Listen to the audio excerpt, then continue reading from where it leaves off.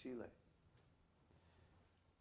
Last week, there was a computer glitch and it didn't get recorded.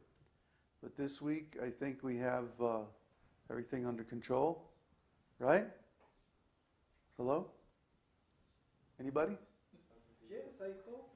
It's under control. Maybe.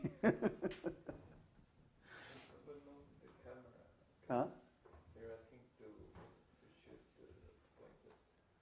Shoot the Babaji. Hare Krishna. There it shows up there better. All right. Yeah, that's good. Hare Krishna. Okay. Next week, I hope we have a good webcam set up. This week, we ran out of time and didn't get the setup complete. But we have a fast enough connection now to stream the video, so hopefully starting next week we'll be able to do that. So this week I would like to talk about the structure of our esoteric school.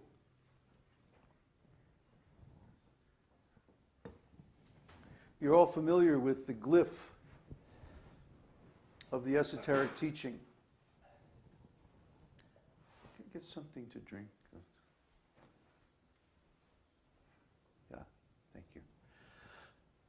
The triangle on the bottom, and then the 3 concentric circles on the top. Well, what does this mean? Well, actually, the complete glyph is a big square. And the square encloses the triangle and the 3 concentric circles. And that square represents the material world and all the living entities who are conditioned by material consciousness.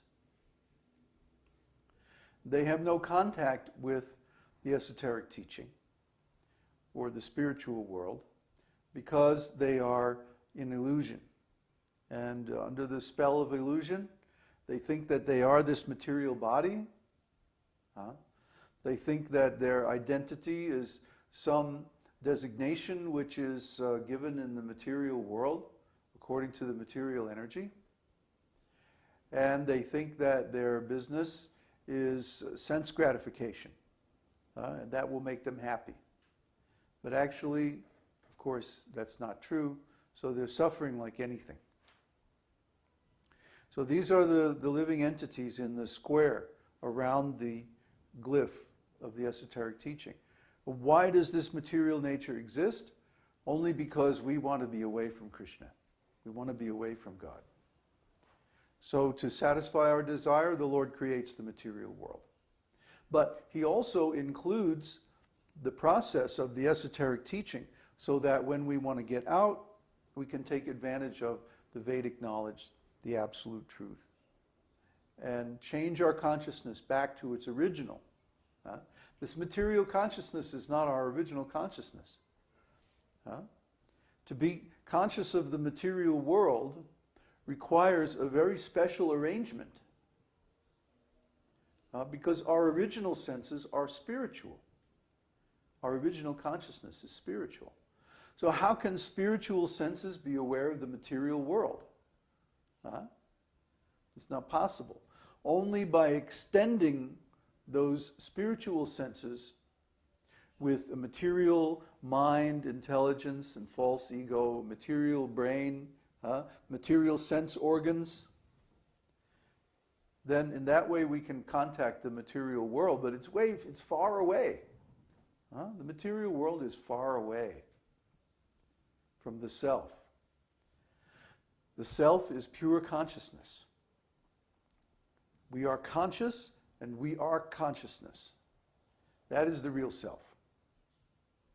So this spiritual self, the jiva, the soul, is not of this material world. And when the soul decides, okay, I don't want to be here anymore, I want to get out of this material world, then he can begin to execute the process by which he remembers his original identity, his spiritual identity, and stops identifying with the material body and senses, the material mind, intelligence, and false ego. And then he comes back to his original consciousness, which is Krishna consciousness. Consciousness, direct consciousness of the Supreme Personality of Godhead. So how do we do this? How do we take the senses, take our attention and our consciousness away from the senses and fix it again on the Lord? Well, it's a step-by-step process. Then in the triangle at the bottom of the glyph of the esoteric teaching, you have all the living entities who want to get out of the material world, but they don't know how. And these are the pious living entities, the living entities who want to have some connection with Krishna, but they don't really know how to do it. They are involved in ordinary religion and pious material activities, like charity and doing good things for others. Maybe they even work unselfishly, some welfare work or some beneficial work, education for the whole society. But because they have a lack of knowledge, a lack of transcendental knowledge, they can't really connect directly to God, only indirectly through some kind of religious structure. So these people, after they have performed a lot of pious activities, and they create some qualification, they get to associate with devotees. And this is the largest circle in our esoteric school. It's called the Exoteric Circle. Exo means on the outside, and tero means a territory or land or area. So the part or area of the esoteric school which is on the outside, the external part, that's called the Exoteric Circle. And to reach the Exoteric Circle, you have to pass through a gate. And that gate is called the Gate of Association. The Gate of Association is wide open. Anybody can come. There's no restriction. All are welcome. Because we don't consider any we don't consider any material qualification for entrance to our spiritual school. So anybody can come, they can see the satsangs. If we had a temple or something like that, anybody could come to the temple. If we make public presentations of our philosophy, everyone is welcome. No one is excluded because of any material quality or qualification. Okay?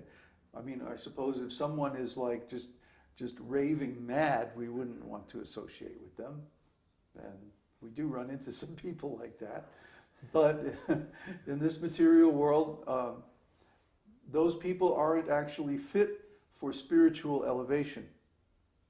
They don't, because they're still hurting others. They're still performing offensive acts to others. So we don't accept criminals. We don't accept people who are insane. We don't accept sociopaths or psychopaths. But pretty much everyone else we accept. Any normal, decent person with some pious activities. So now what goes on in the exoteric circle? Well, association. You pass through the gate of association to get into the exoteric circle. And when you're in there, then you associate. You associate with the devotees, you associate with the teaching, you associate with the spiritual master, and most importantly, you associate with the process of the esoteric teaching. The process of the esoteric teaching is to study the Vedic literatures and to perform sadhana.